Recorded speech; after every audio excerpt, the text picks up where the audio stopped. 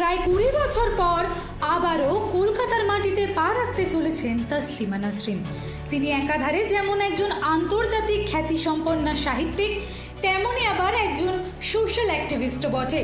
মৌলবাদীদের রক্তচক্ষু উপেক্ষা করে আগামী 1 আগস্ট রবীন্দ্র সদনে একটি অনুষ্ঠানে যোগ দিতে চলেছেন তিনি। আর এই ঘটনাকে কেন্দ্র করে ইতিমধ্যেই শহর কলকাতার বিভিন্ন স্থানে পোস্টারিং শুরু করেছে ভারতের অন্যতম প্রাচীন সংগঠন অখিল ভারত হিন্দু মহাসভা। রাসবিহারী, কালীঘাট, হাজরা কিংবা শ্যামবাজারের মতো একাধিক জায়গায় দেখা যাচ্ছে এই সম্মানীয় সাহিত্যিককে স্বাগত জানিয়ে লাগানো সমস্ত পোস্টার, যেখানে স্পষ্ট ভাষায় লেখা রয়েছে তসলিমা ইন, জিহাদি আউট। এই কর্মসূচি ও তসলিমা নাসরিনের প্রত্যাবর্তন প্রসঙ্গে ঠিক কি জানাচ্ছে হিন্দু মহাসভা? আসুন সরাসরি শুনে নেওয়া যাক সংগঠনের রাজ্য সভাপতি ডক্টর চন্দ্রচূড় গোস্বামীর বক্তব্যে। নমস্কার, আমি ডক্টর চন্দ্রচূড় গোস্বামী, অখিল ভারত হিন্দু মহাসভার রাজ্য সভাপতি। এই মুহূর্তে আমরা রাসবিহারীতে দাঁড়িয়ে রয়েছি। বন্ধু, আমরা অখিল ভারত হিন্দু মহাসভার পক্ষ থেকে পশ্চিমবঙ্গ এবং কলকাতার বিভিন্ন স্থানে রাসবিহারী, কালীঘাট, হাজরা, শ্যামবাজার, পাঁচমাথার মোড়, যাদবপুর, শিয়ালদা প্রত্যেকটি জায়গায় প্রেস ক্লাব আমরা পোস্টারিং করেছি। আমার সহযোদ্ধারা করেছেন, আপনারা দেখতেই পাচ্ছেন। আমরা বলছি হিন্দু মহাসভা দিচ্ছে ডাক, মৌলবাদ নিপাত যাক, তসলিমা নাসরিন ইন, জিহাদি আউট। আমরা ধন্যবাদ জানিয়েছি মাননীয় মুখ্যমন্ত্রী শুভেন্দু অধিকারী মহাশয়কে। এর কারণ আপনারা জানেন, আগামী 1 আগস্ট রবীন্দ্র সদনে আন্তর্জাতিক বিশিষ্ট লেখিকা তসলিমা নাসরিন উনি এই পশ্চিমবঙ্গে, এই কলকাতার মাটিতে আসছেন দীর্ঘ 20 বছর পর। সিপিএম সরকার তাড়িয়েছিল, তৃণমূল সরকার আসতে দেয়নি, কিন্তু আজকে সনাতনী জাতীয়তাবাদী বিজেপির সরকারের আমলে তসলিমা নাসরিন আবার এই পশ্চিমবঙ্গে প্রত্যাবর্তন করছেন। কি দোষ ছিল তসলিমার? উনি মুসলমান ধর্মের যে ধর্মান্ধতা রয়েছে, যে কুসংস্কার রয়েছে, সন্ত্রাসের যে বাতাবরণের সাথে একটা অংশ মিশিয়ে দিতে চায় মুসলমান ধর্মকে, তার বিরুদ্ধে উনি প্রতিবাদ করেছিলেন এবং তার জন্য তাকে দেশ ছাড়া হতে হয়েছিল। শুধু তাই নয়, তাকে এই পশ্চিমবঙ্গ থেকেও তাড়ানো হয়েছিল।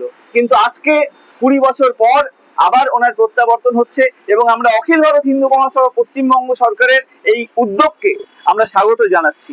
আমরা চোখে চোখ রেখে জিহাদি সন্ত্রাসীদেরকে বলছি যে এনাফ ইজ এনাফ।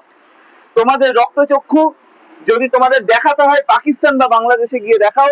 এখানে যদি থাকতে হয় প্রকৃত সেকুলার ধর্ম বা ধর্মনিরপেক্ষতা মানতে হবে। যদি কোনো রকম জিহাদ বা সন্ত্রাসের যদি তোমাদের উদ্দেশ্য থাকে, ঘাড় ধাক্কা দিয়ে আমরা পশ্চিমবঙ্গের মাটি থেকে তাড়িয়ে দেবো।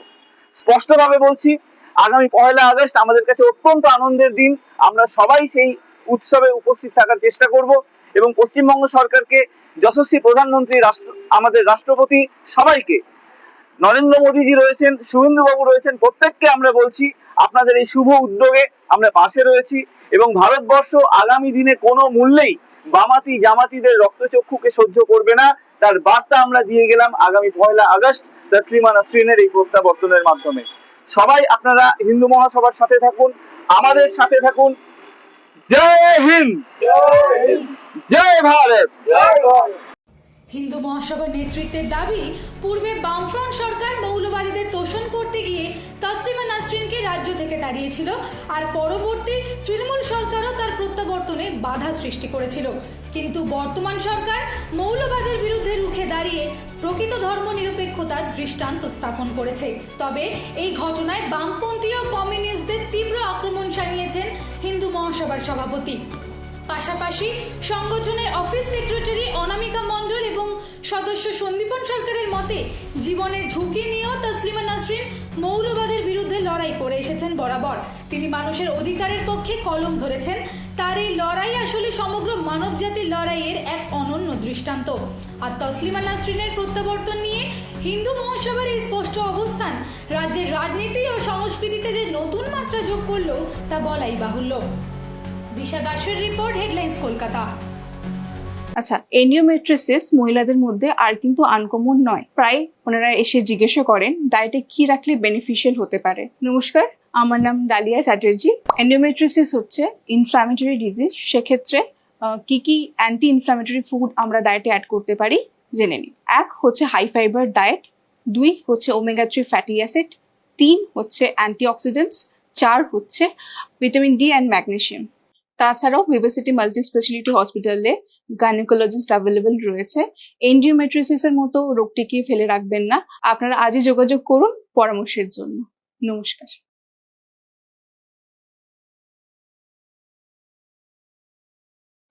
আনন্দ আর ভালোবাসার দীপ্তিতে গড়া সমুজ্জ্বল পরমা, ঠিক তোমারই মতো।